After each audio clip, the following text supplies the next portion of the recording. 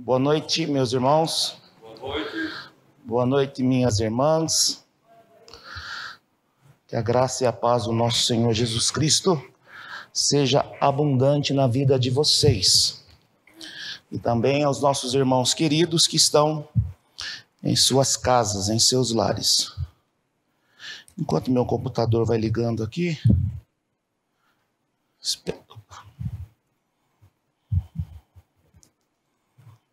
uma alegria, privilégio poder compartilhar da palavra de Deus.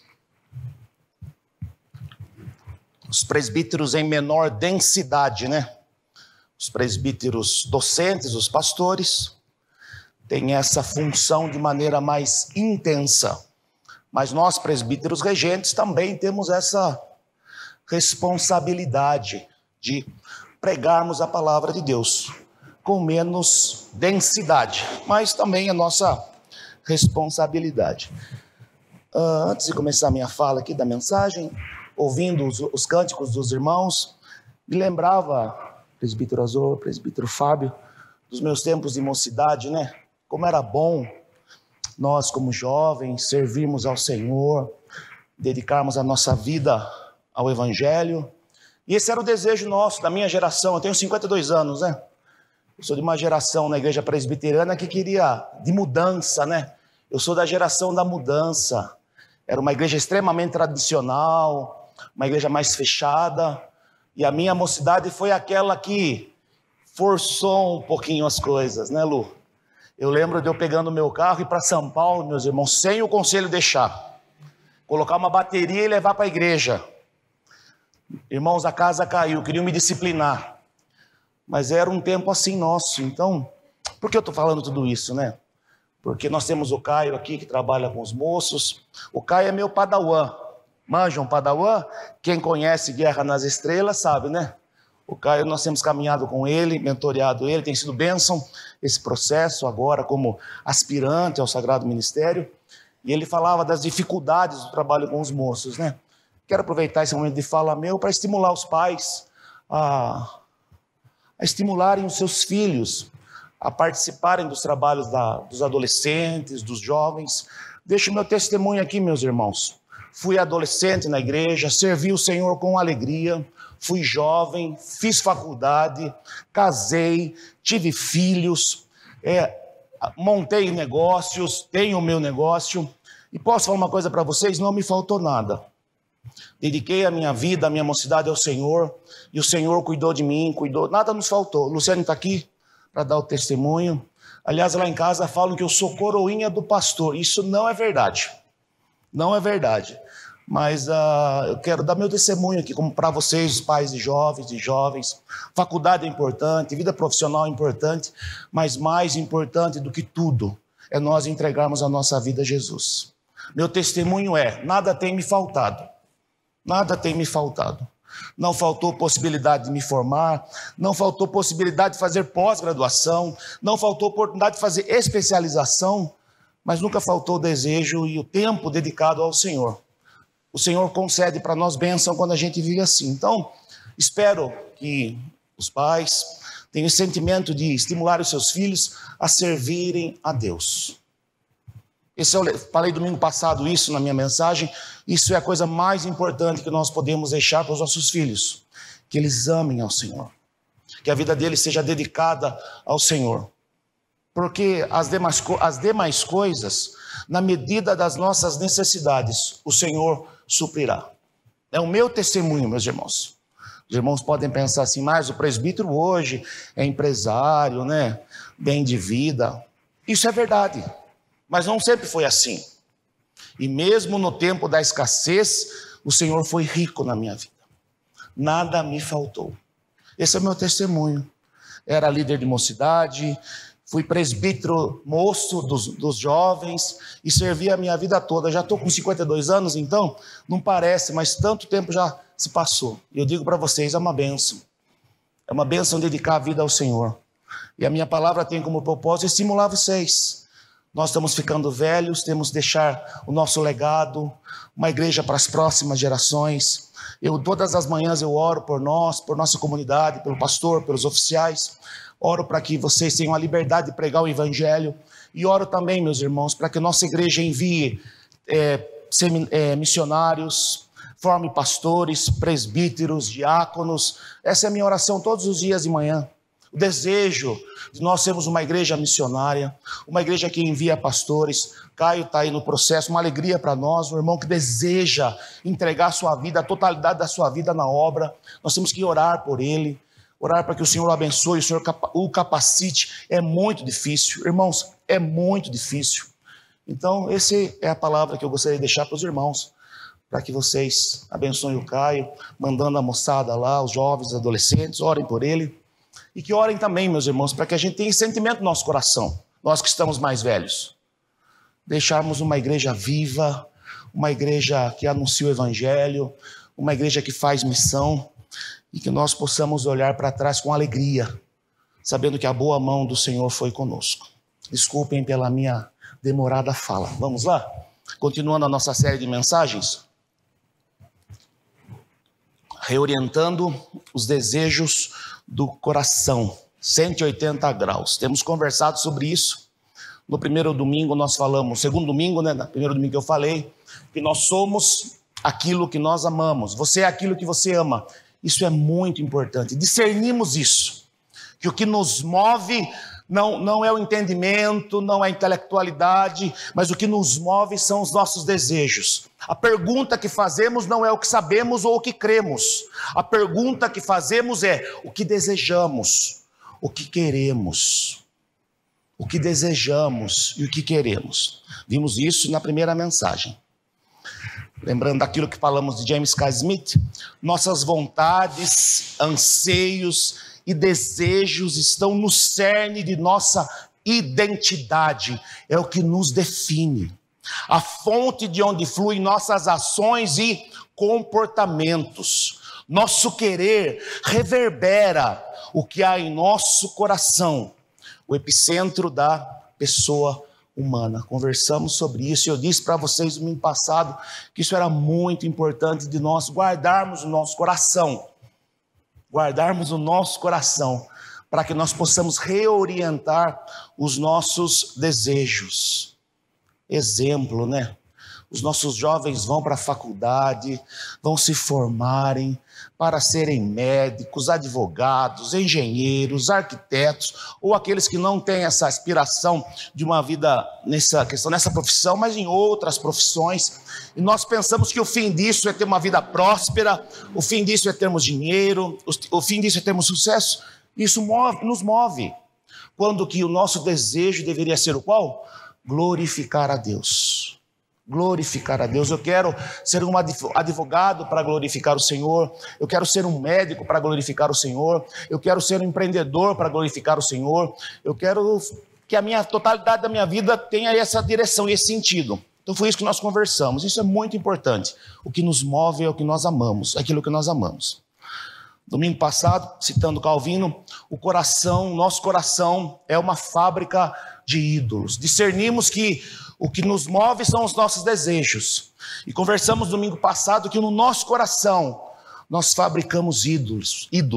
É uma idolatria mais sofisticada, é mais bem elaborada, porque ela nasce do nosso coração. E cada dia mais, de forma mais intensa, com essa maximização com a internet e as redes sociais. E John Frame nos ensina o seguinte, que o coração é o centro da existência humana. É o que somos mais fundamentalmente, como Deus nos vê. É o que somos quando todas as máscaras são tiradas. Quando todos os filtros caem, se revela aquilo que de fato nós somos. O coração está comprometido com Deus ou é endurecido e comprometido com um ídolo. Não existe meio termo, não existe em cima do muro, não existe coluna do meio.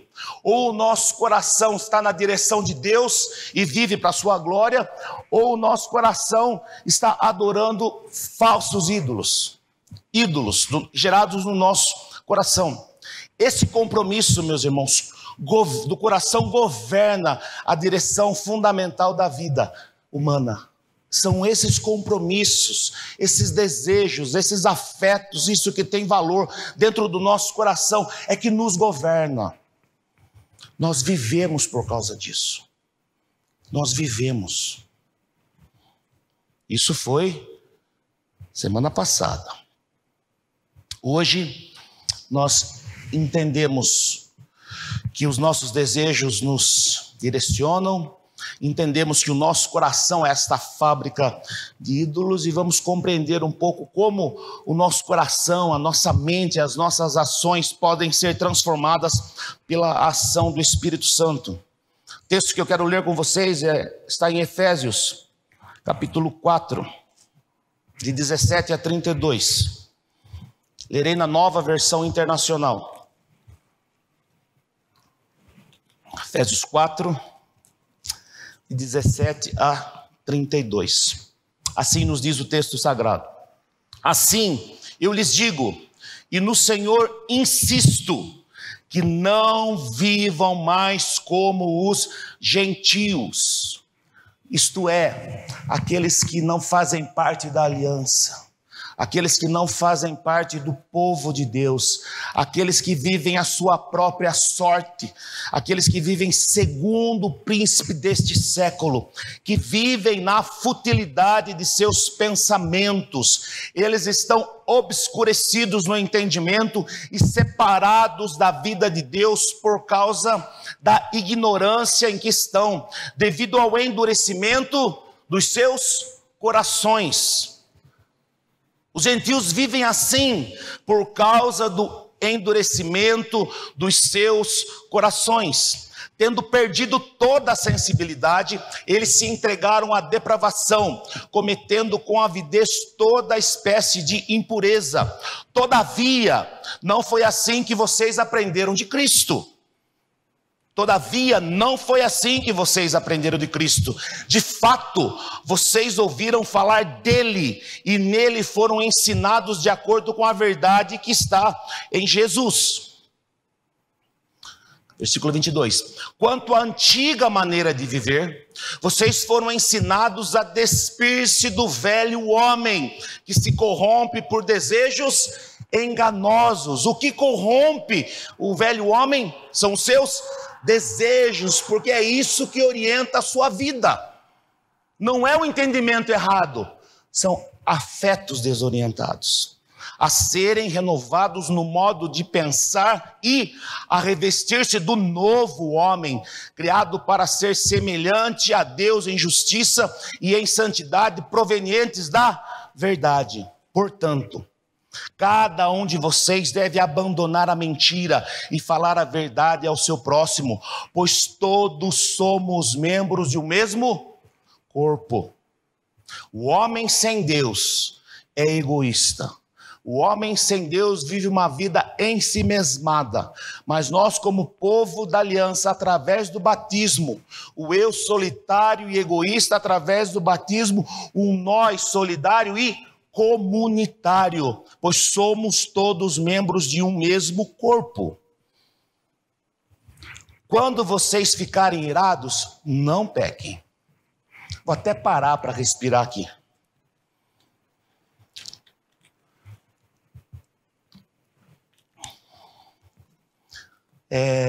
Pecado confessado é pecado perdoado. Confissão de pecados é algo comunitário. Não é só no secreto, a gente pode confessar pecado aqui. Essa semana a Luciane falou umas 500 vezes esse versículo para mim, tá, irmãos? Irai-vos, mas não pequeis. A memória dela é da Almeida Revista Atualizada. Então, quando vocês ficarem irados, não pequem. Apaziguem a sua ira antes que o sol se ponha e não deem lugar ao diabo. Por quê? O que furtava, não furte mais. Antes trabalhe fazendo algo de útil com as mãos, para que tenha o que repartir com quem estiver em necessidade. Nenhuma palavra torpe saia da boca de vocês, mas apenas a que for útil para edificar os outros conforme a necessidade, para que conceda graça aos que a ouvem. Não entristeçam o Espírito Santo de Deus, com o qual vocês foram selados para o dia da redenção. Livrem-se de toda amargura, indignação e ira, gritaria e calúnia, bem como de toda maldade. Sejam bondosos e compassivos uns para com os outros, perdoando-se mutuamente, assim como Deus perdoou vocês em Cristo. Vamos fechar nossos olhos mais uma vez, abaixarmos as nossas cabeças e pedirmos que o Espírito Santo fale aos nossos corações. Ó Deus, em nome de Jesus, a nossa gratidão, porque o Senhor tem nos preservado com vida, o Senhor tem preservado-nos com saúde, nada tem nos faltado, Senhor. A nossa vida é o testemunho do cuidado e do zelo do Senhor para aqueles que são teus. E nós somos teus. Nós somos o teu povo, Senhor. Nós somos a igreja que o Senhor comprou por preço de sangue.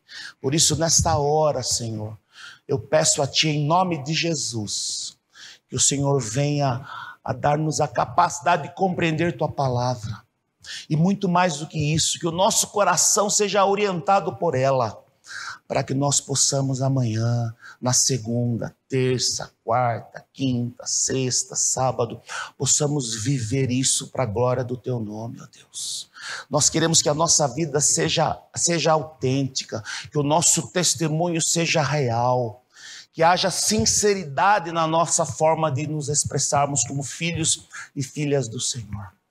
Abençoa-nos mais uma vez, eu peço, Senhor, em nome de Jesus. Amém. Tema da nossa mensagem: reorientando o coração e a mente na direção de Deus.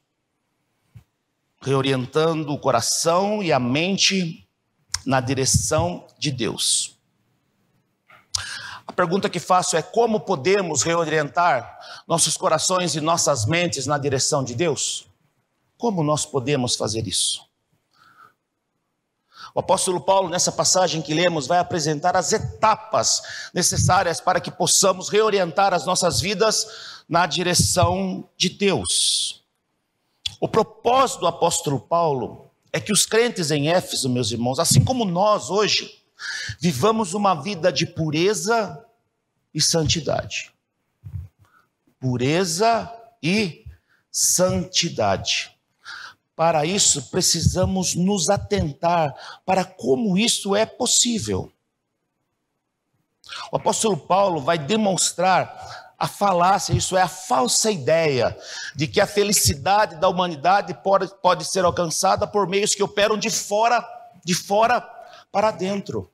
Nós temos aprendido que é o contrário, de dentro para fora.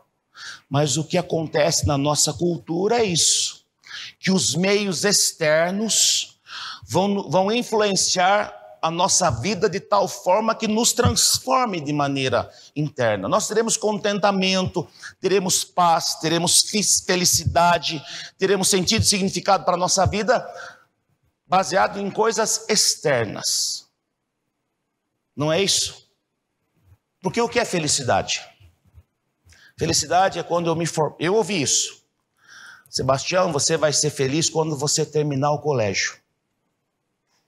Mas aí tem vestibular, né? Não, calma. Felicidade é quando você passar no vestibular. Felicidade vai ser quando você se formar. Felicidade é quando você passar pelos tenebrosos anos de você ser estagiário. Quem não foi estagiário aqui, né? Estagiário, irmãos, existe isso. E é gente. Verdade, Juliana? É gente estagiário? Ó, Juliana aqui lembrando então. Mas o que o apóstolo Paulo vai falar para a gente, isso é falso. O processo se dá dentro de nosso coração, essa mudança. E de dentro, a realidade de fora acontece, a mudança. Efésios 2:1 nos diz o seguinte: Ele nos deu vida, estando vós mortos nos vossos delitos e pecados. A mudança tem que começar no nosso interior, porque o Senhor Jesus nos deu vida quando nós estávamos mortos nos nossos pecados e nos nossos delitos. Kevin Van Hooser vai nos afirmar o seguinte: o discipulado cristão é uma prática do fazer. Eu tenho enfatizado muito isso nessa série de mensagens, meus irmãos, porque nós presbiterianos temos o hábito de acharmos que ser cristão é uma prática de pensar. Pensar certo. Pensar não. Van Hooser vai nos ensinar que o discipulado cristão é uma prática do fazer a verdade. Então amanhã, com aquilo que nós aprendemos aqui, as liturgias, nós vamos praticar isso. Nós vamos viver isso, porque discipulado é uma prática do fazer a verdade, do aprender o modo de vida que está em Jesus Cristo. Então tudo isso é um jeito de se viver. Então o discipulado é uma prática do fazer. Quem ouve estas minhas palavras e me ajudem, não ouvir. Quem ouve estas minhas palavras e as pratica. Está lá em Mateus capítulo 7. A parábola dos dois construtores. Então vamos lá. 1. Somente o coração transformado pode discernir a realidade do pecado. Precisamos disso. Precisamos compreender isso. Precisamos discernir isso.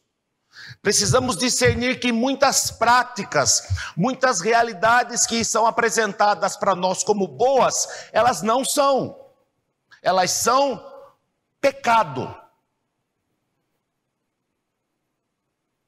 Nós precisamos discernir isso, e somente o coração transformado, aprendemos nos domingos anteriores, pode discernir essa realidade.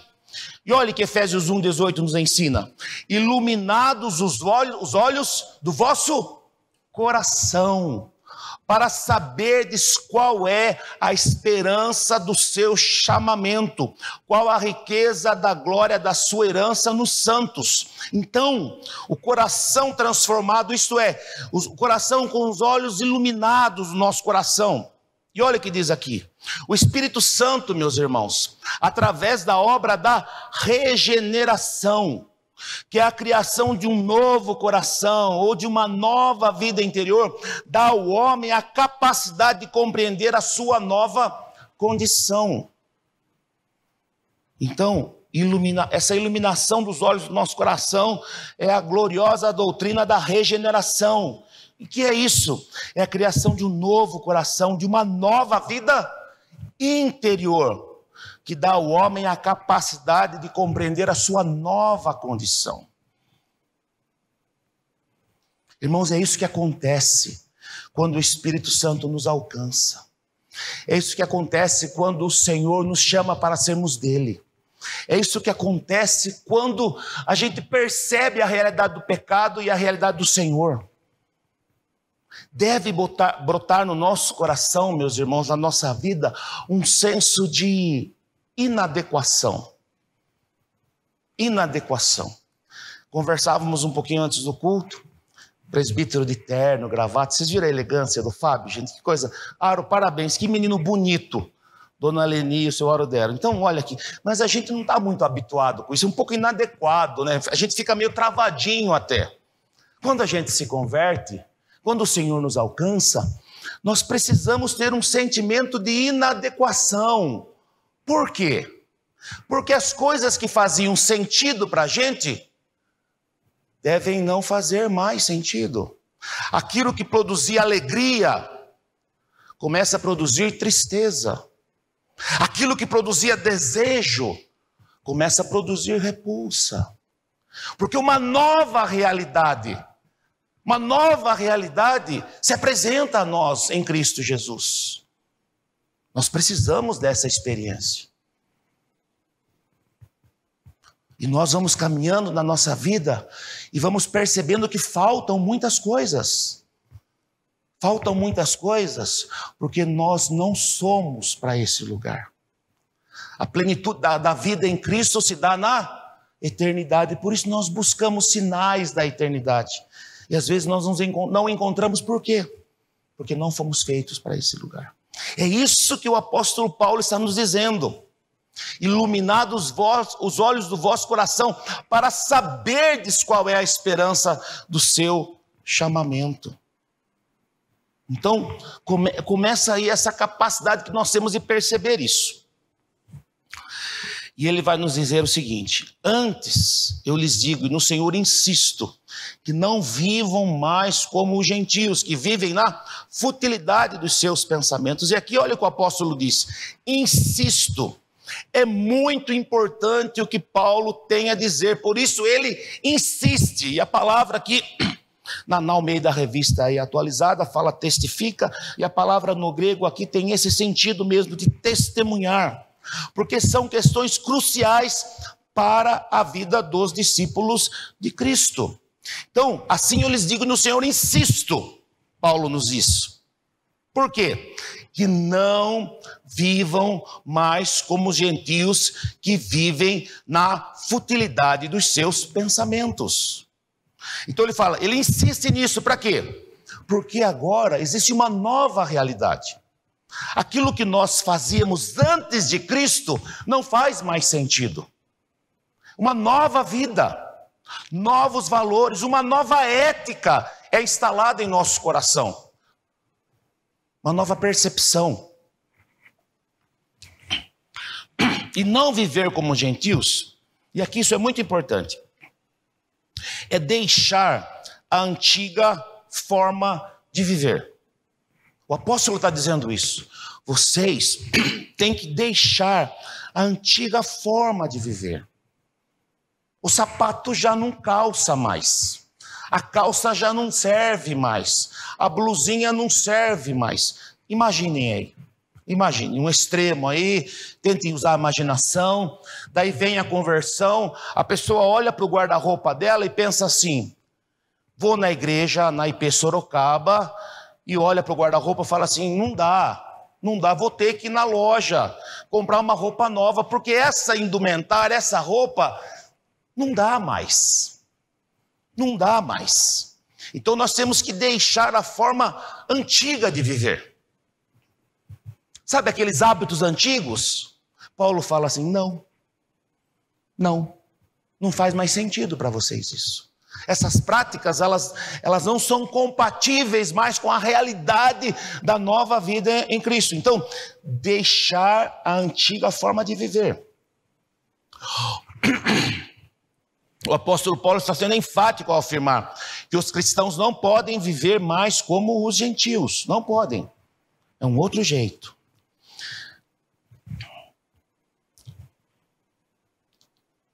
E deixar, aqui, acho que está certo. Efésios 2:12, naquela época vocês estavam sem Cristo, separados da comunidade de Israel, sendo estrangeiros quanto às alianças da promessa, sem esperança e sem Deus no mundo. Esse era o jeito antigo, sem esperança e sem Deus no mundo. Agora, a forma de viver, mas também tão importante como é não deixar que as influências da cultura secular modelem a nova vida. Então, os antigos hábitos e deixar os antigos modelos. Porque, meus irmãos, nós somos modelados por nossa cultura. Vocês nunca perceberam isso? Existe uma cultura que impõe as nossas vontades, impõe os nossos desejos, impõe aquilo que é importante para nós. Por isso que Paulo fala assim, vocês não podem mais viver desse jeito, e vocês têm que deixar os modelos antigos, não deixar que as influências da cultura secular modelem a nova vida. Não são mais esses modelos, e ele vai apresentar um novo modelo. Não se amoldem ao padrão desse mundo, Romanos 12, 2a. E o apóstolo continua, versículos 18 e 19. Eles estão obscurecidos no entendimento e separados da vida de Deus, como vivem os gentios, né? Obscurecidos no entendimento e separados da vida de Deus por causa da ignorância em que estão, devido ao endurecimento dos seus corações, tendo perdido toda a sensibilidade, eles se entregaram à depravação, cometendo com avidez toda a espécie de impureza. O apóstolo apresenta aqui a forma como os gentios vivem. E como vivem os gentios? Obscurecidos no entendimento. Eles fazem isso porque não compreendem. Eles não conseguem discernir realidades que são espirituais. Se o Senhor não transformar o coração, se o Senhor não renovar a mente, é impossível que um homem sem Deus compreenda. Não vão nos compreender, meus irmãos. Não vão. Não vão. Porque o entendimento deles está obscurecido. Eles são separados de Deus. E é o que Paulo diz, separados da vida de Deus. E separação de Deus significa o quê? É morte. Morte. Porque o salário do pecado o que é? É morte. Então, obscurecidos no entendimento, separados da vida de Deus, e o apóstolo continua. Os corações como? Endurecidos. Endurecidos. Depravação e impureza para fechar o pacote. Então, como os gentios vivem? Obscurecidos no entendimento, separados da vida de Deus, os seus corações estão endurecidos e depravação e impureza. Esse é o pacote. Então, somente o coração transformado pode discernir essa realidade, essa nova realidade. A antiga forma de viver, os antigos modelos. E eu faço uma pergunta para vocês. O que tem alimentado o nosso coração? O que tem alimentado o nosso coração de segunda a sábado? O que nós temos ouvido? O que nós temos lido? Às vezes eu ouço algumas coisas e penso assim. Eu sempre penso isso, irmãos. O que tem alimentado o coração desse irmão? É uma pergunta que recorrentemente eu faço. Porque somente o coração transformado pode discernir a realidade do pecado, e ele não tem prazer mais nas velhas formas de viver, e ele deixa os antigos modelos, os antigos paradigmas. Mas diariamente nós somos bombardeados com essa velha forma de se viver. Todos os dias. Todos os dias. Então a pergunta que eu faço é: o que tem alimentado o nosso coração? O que tem alimentado? O que nós temos buscado de alimento para a nossa alma durante a semana? Segundo ponto, somente a mente renovada pode compreender a totalidade do Evangelho. Todavia, não foi assim que vocês aprenderam de Cristo. De fato, vocês ouviram falar dele e nele foram ensinados de acordo com a verdade que está em Jesus. Paulo estabelece um modo de se fazer discípulo, de ser discípulo, de se fazer discípulos, o modo. E o modo é vivencial. É um modo vivencial. Não é abstração, é algo concreto, é algo real, é algo que se vive. E a narrativa de Atos 20, quando Paulo conversa com os presbíteros de Éfeso, um texto muito significativo, cheio de emoção, cheio de conteúdo, nos diz assim: quando chegaram, ele lhes disse: vocês sabem como vivi todo o tempo em que estive com vocês. Paulo fala para os presbíteros em Mileto: vocês sabem como eu vivi. O evangelho chega aos irmãos em Éfeso através do testemunho da vida.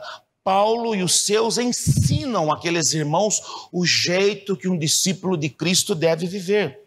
Desde o primeiro dia em que cheguei à província da Ásia, Atos 20, 18. Então, esse modo de fazer discípulos é um modo vivencial. Não é fazermos uma classe de discipulado. Não rola assim. Não funciona assim. Como fazemos discípulos? Com a nossa vida, vivendo o evangelho. Por isso que tem que ser relacional. O presbítero está falando domingo à noite. Como o presbítero é lá no supermercado na segunda-feira? Vão lá, não posso fazer merchan, né? Porque vocês iam para lá, iam me ver, tomar um café comigo. Porque é vivencial a vida. O nosso testemunho vai produzindo isso. Isso que Paulo fala. Paulo fala que ele estabelece isso. Vocês aprenderam de Cristo, ouviram falar dele, nele foram ensinados de acordo com a verdade.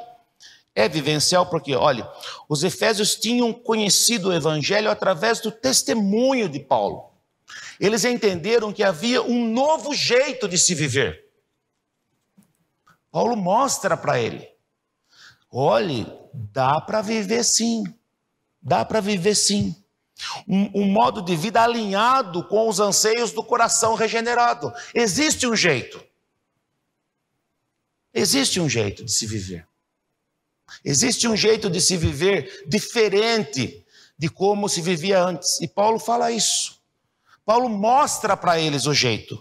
E nós, cada um, eu e você, cada um de nós, temos que demonstrar isso. Demonstrar isso com a nossa vida. Como um cristão vive, como um cristão trabalha, como um cristão se relaciona, como um cristão namora. Agora que eu sou casado, eu posso falar, né? Como um cristão namora. Qual é o modelo do namoro cristão? Qual é o modelo da ética do trabalho? Como um cristão trabalha? Como um cristão faz negócios? Como que um cristão faz negócios? Como que um cristão vende uma casa? Como que um cristão vende um carro? Irmãos. O antigo modo de viver fala o quê? Quando eu faço um negócio, qual é o fim principal do negócio? Lucro. E para nós, como é que funciona? Hein? Paulo está nos dizendo que existe um jeito cristão de se fazer negócios. Existe um jeito cristão de ser vizinho. É vivencial, mas também é doutrinário. E olha que diz o mesmo texto de Atos 20. Vocês sabem que não deixei de pregar-lhes nada que fosse proveitoso, mas ensinei-lhes tudo publicamente e de casa em casa. Claro que tem conteúdo. Claro que tem ensinamento, claro que tem doutrina. Cada versículo da palavra de Deus aponta para uma doutrina, claro. Mas isso é resultado das perguntas que deverão ser feitas. Por que, Azor, você agiu assim? Por quê? É a pergunta. Daí vem a resposta. A resposta é o ensino. A resposta é a doutrina. Porque a minha vida pertence ao Senhor. Porque o propósito da minha vida não é lucro. O propósito da minha vida é glorificar a Deus. E se por acaso eu tiver prejuízo, o Senhor compensará isso. Daí vem a doutrina. Mas por que santidade?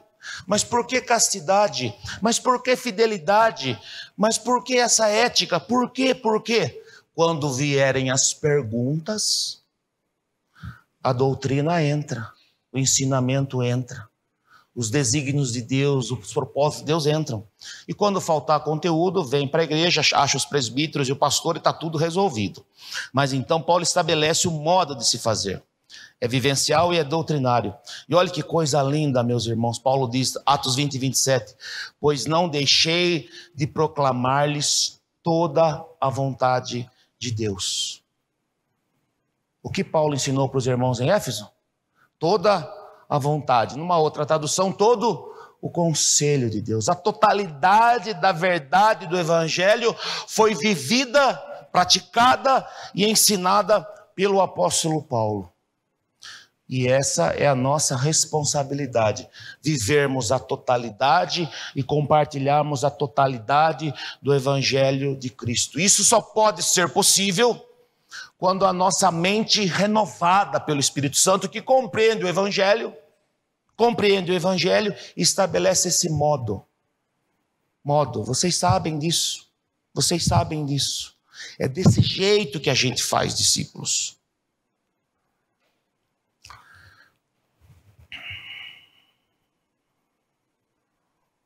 quanto à antiga maneira de viver, vocês foram ensinados a despir-se do velho homem, que se corrompe por desejos enganosos, a serem renovados no modo de pensar e revestir-se do novo homem, criado para ser semelhante a Deus em justiça e em santidade, provenientes da verdade. Esse processo de despir-se do velho homem, revestir-se do novo homem, é uma mudança de 180 graus, que implica em mente renovada, um coração transformado e agora uma mente capaz de compreender isso, uma mente renovada, um novo modo de pensar, uma reorientação dos valores, isto é, da ética de vida.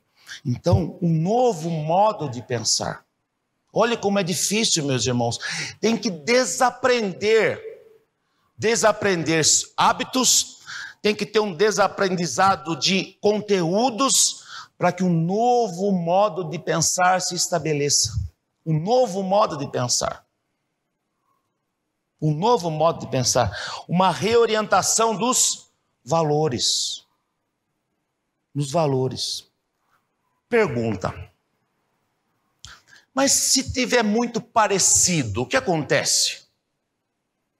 Está lá, nós ali na nossa vizinhança, no nosso entorno, no nosso trabalho. Se tiver tudo muito parecido, não tem alguma coisa errada? Não tem. Não tem uma coisa errada? Sou cristão, sou jovem. Como é que chama esse negócio? Me ajude, Caio. Stories de balada, é isso que chama? Me ajude aí. Stories de balada, stories, Instagram? Stories de balada. Balada? Né? O servo de Deus faz os negócios de que jeito? Sol de meio-dia. Sol de meio-dia. Então, porque é uma nova ética. É um novo jeito de viver. É assim que tem que ser. É assim que tem que ser, porque a mente foi renovada. E tem mais, um desejo novo brota no coração, na mente. Um desejo por justiça e santidade. Justiça e santidade que impactam profundamente nas nossas interações com a vida. Nós clamamos por justiça. Nós falamos das injustiças, nós nos entristecemos com as injustiças. Mas como nós, enquanto povo da aliança, podemos transformar essa realidade? Simples assim. Quando nós vivemos os valores do reino de Deus, o mal é aplacado, porque o reino se estabelece. Então há um desejo por justiça. Como nós praticamos essa justiça do reino de Deus? Quando vivemos esse novo jeito de viver, como vivemos o jeito de viver dos discípulos de Jesus Cristo. O reino de Deus, meus irmãos, se manifesta.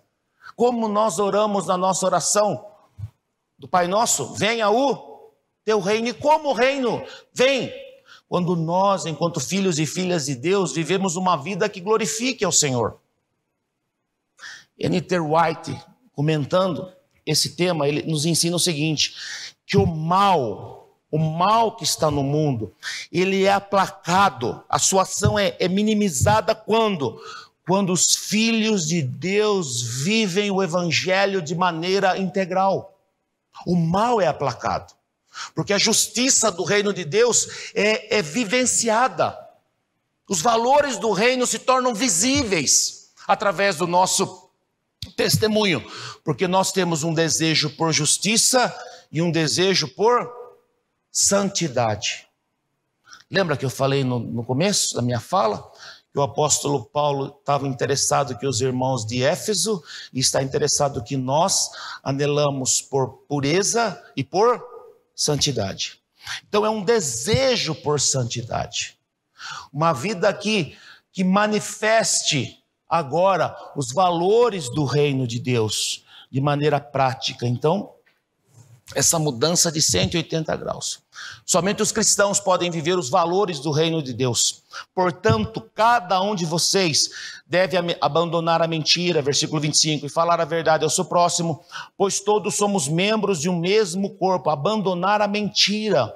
A mentira é uma das práticas mais opostas aos valores do reino de Deus. O Senhor, Provérbios 12, 22a, o Senhor odeia os lábios mentirosos. Olha a dureza do escritor sagrado. O Senhor tem o quê? O Senhor odeia os lábios mentirosos. Então, como vamos viver os valores do reino de Deus? Vivendo a verdade. Qual é o modo de se viver antigo? Mentira.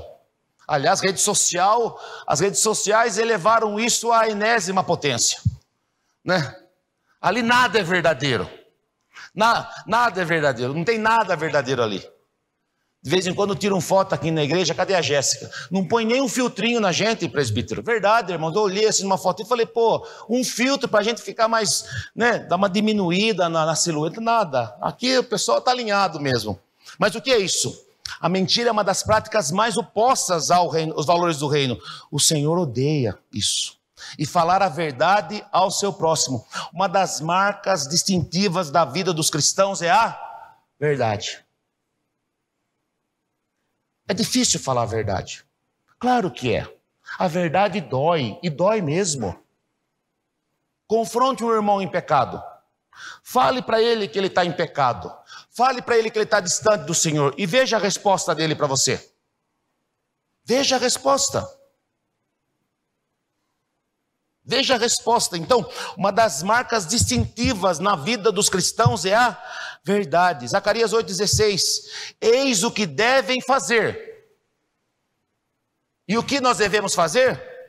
Falem somente a verdade uns com os outros. Esse é o jeito de se viver dos filhos de Deus. Coração e mente transformado, agora um viver renovado. Um viver que expressa esses valores do reino de Deus. Foge da mentira e pratica a verdade. Pois todos somos membros de um mesmo corpo. A vida sem Deus é egoísta. É a música do Titãs.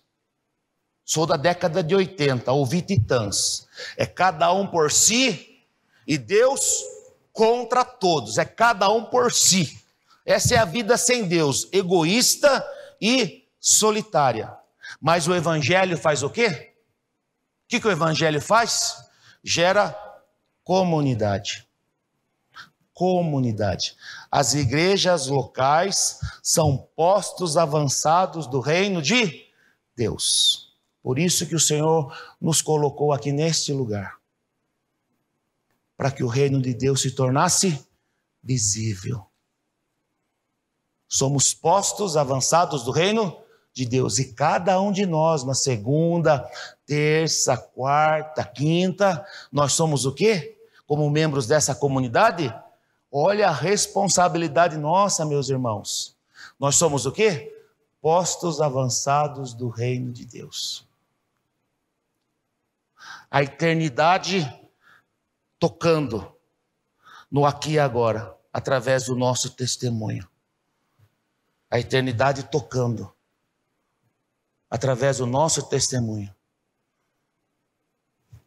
Então, pois todos somos membros de um mesmo corpo. Portanto, já não são estrangeiros nem forasteiros, mas concidadãos dos santos e membros da família de Deus. Que nós somos agora? Membros da família de Deus. Nós éramos solitários, nós éramos. Essa é uma das experiências mais marcantes para mim, enquanto presbiteriano. É esse acolhimento, é ser recebido, é ser tratado como um filho. Lembro das minhas irmãs queridas lá da Barcelona. Eu tinha 13 para 14 anos, assim, né? E quando eu fui acolhido, amado, cuidado, uma experiência de pertencimento. Não estava mais sozinho, uma época eu sou meio precoce, estava com umas crises existenciais, e os irmãos me acolheram, me amaram, sabe, me ensinaram, e isso foi transformando a minha vida, de fazer parte, de você ir na casa de um irmão e não ser estranho, ser recebido. Lembro uma vez, só para contar esse testemunho, chegamos de madrugada de um trabalho da mocidade, alumínio, pegamos o último cometa lá na Raposo, paramos aqui, não tinha mais ônibus, batemos na casa do presbítero, o presbítero lá, o Evanildo, e a esposa dele, falecida, levantou, já preparou a sala para a gente dormir. Eu já ouvi barulho na cozinha, o estômago, acho que ela ouviu o ronco do estômago da gente, mocidade come muito, até hoje, e já saiu um cafezinho, um lanchinho, aquele zelo e cuidado. Isso é igreja. Isso é que é ser igreja. Nós não estamos mais sozinhos. Momento de inveja agora, tá segunda-feira à tarde, pastor Wellington me ligou, você pode fazer uma visita comigo? Eu falei, posso. Fomos na casa do presbítero Aro, chegamos lá, irmãos, cafezinho coado, leitinho quentinho, bolo eu precisava falar essa, então tentei preparar esse momento, bolinho de fubá com goiabada, olha só que bênção, né? Comecei a semana assim, e fui muito bem recebido, num tempo tão bom, bênção, fez muito bem para mim, porque fui recebido como um irmão, não como um estranho, não somos estrangeiros, não somos forasteiros, mas somos membros da família de Deus. Porque a vida sem Deus é egoísta, é solitária, mas o Evangelho gera comunidade. Alguns princípios práticos para nós, alguns princípios práticos para a gente caminhar. Somos frágeis e carentes da graça de Deus. Tudo isso que eu falei é uma realidade.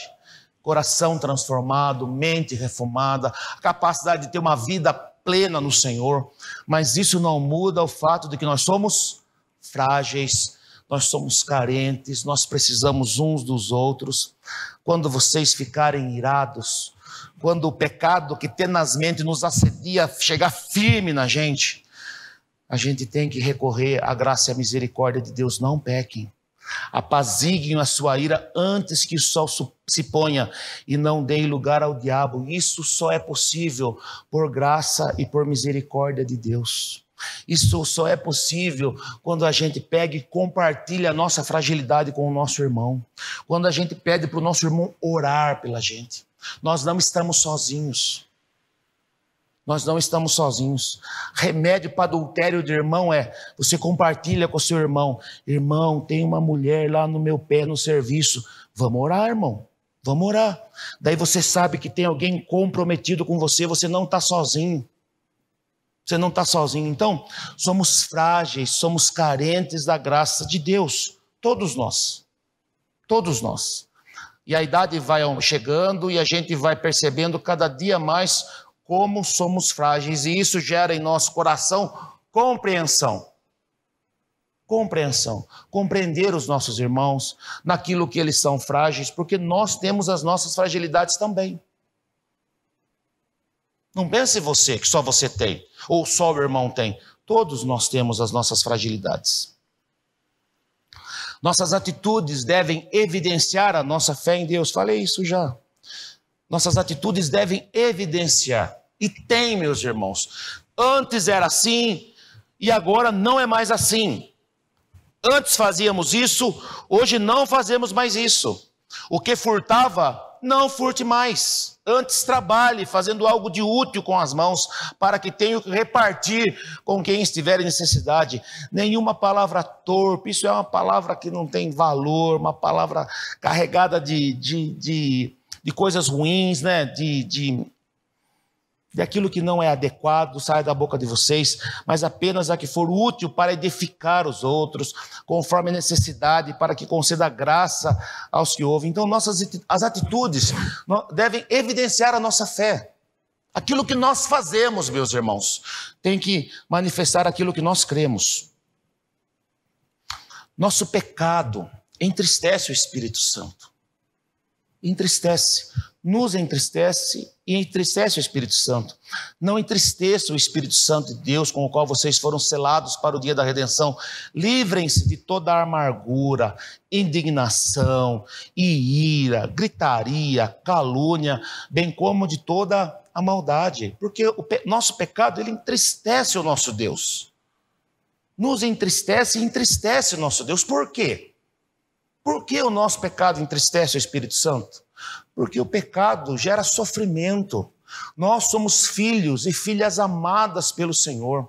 O Senhor nos tem na mais alta estima. Li Atos capítulo 20 para vocês.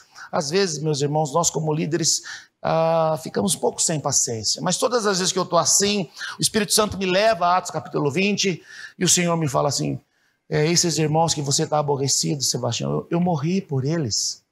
Eu tanto os amo que eu dei a minha vida por eles. Daí a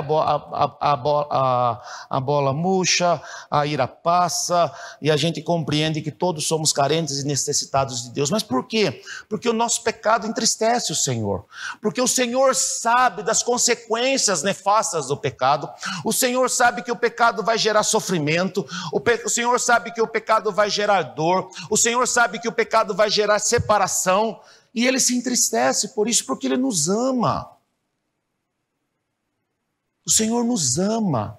E quando Ele percebe que os seus filhos e as suas filhas estão indo para um caminho que vai gerar sofrimento, isso produz para Ele entristecimento.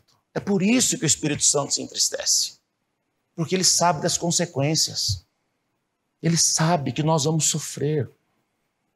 Ele sabe que vai ter sofrimento, dor e morte. Por isso que o nosso pecado entristece o Espírito Santo. Por isso nós devemos nos livrar da amargura, indignação, ira, gritaria, calúnia e todo tipo de maldade. Nós temos que buscar pureza e buscar santidade. A vida comunitária é uma expressão da contracultura cristã. Não existe nada mais contracultural do que vir à igreja. Não existe.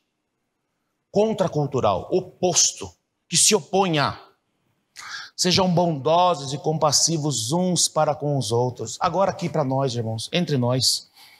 Sejam bondosos e compassivos uns para com os outros, perdoando-se mutuamente, assim como Deus perdoou vocês em Cristo Jesus. Portanto, Colossenses 3, 12 e 13. Portanto, como povo escolhido de Deus, santo e amado, revistam-se de profunda compaixão, bondade, humildade, mansidão e paciência, suportem-se uns aos outros. E aqui, por favor, não vamos ter aquele erro grave, não é aguentar o irmão. O Paulo não está falando isso. Paulo está falando que nós temos que ser base, ser suporte, ser com o nosso irmão. No momento da sua dificuldade e fragilidade, você ser aquele apoio para ele. É isso que Paulo está falando. Já vi irmãos falando assim, a gente tem que aguentar o irmão. Isso tem mesmo, mas não é o que o texto está dizendo. Sejam suporte uns aos outros e perdoem as queixas que tiverem uns contra os outros. Perdoem como o Senhor lhes perdoou. Então a vida comunitária, como nós vamos proclamar o evangelho de uma forma intensa? Através da qualidade da nossa vida comunitária. Irmãos, isso é uma ferramenta poderosa do Espírito Santo. Uma igreja viva, uma igreja relacional, uma igreja onde aquelas virtudes recíprocas são uma realidade uns com os outros. Isso é uma forma de nós mostrarmos para o mundo como vivem os filhos de Deus. Então a vida comunitária é uma expressão da contracultura cristã. Lembrando, a vida sem Deus é egoísta, é narcisista, é solitária, é ensimesmada, mas a vida com Deus não. A vida com Deus não. Vocês são importantes para mim. Vocês fazem parte da minha vida. Quando vocês estão sofrendo, eu estou sofrendo. E isso é uma realidade a ser vivida. Nós vivemos assim. Nós vivemos assim, porque nesse cadinho de tempo que se chama vida, passa rápido, daqui um dia nós estamos com o Senhor. Então, a vida comunitária deve ser essa expressão da contracultura cristã. É o nosso grito, irmãos. Nós não vivemos como os filhos da ira vivem. Nós vivemos como filhos de Deus. E olhe como nós vivemos como igreja. Para a gente terminar, quero citar Kevin Van Hooser mais uma vez. Cristo chama os seus discípulos para que participem de sua obra, testemunhando sua realização. Então, Cristo chama os seus discípulos para quê? Para participarem da sua obra, testemunhando a sua realização. E qual foi? Qual foi a sua morte na cruz do Calvário? Para que o façam em palavras e atos. Então, em palavras e atos, se as nossas ações falam mais alto que as palavras, isso é porque elas emprestam o peso do comportamento, o assentimento real, a crença, assentimento nominal. Então, para a gente refletir, coração transformado, mente renovada, uma vida que é capaz de compreender e de viver a totalidade do Evangelho, é um chamado para sermos discípulos que participam, testemunham daquilo que Deus fez em palavras e em atos. E as ações, meus irmãos, os atos falam mais alto que as palavras sempre. As pessoas vão ouvir aquilo que nós fizermos. Você quer ter um testemunho efetivo do Evangelho em sua vida? Viva. Viva. Você quer falar de amor? Viva o amor. Você quer falar de santidade? Viva a santidade. Você quer falar da moralidade? Viva a moralidade cristã. Se você quer falar de ética, viva. Então, é para isso que Deus nos chama. E eu quero, em nome de Jesus, que nós possamos compreender isso. Isso se dá no nosso coração, transforma a nossa mente e muda as nossas ações. Coração transformado, mente renovada e um testemunho eficaz. Que o Senhor assim nos abençoe em nome de Jesus.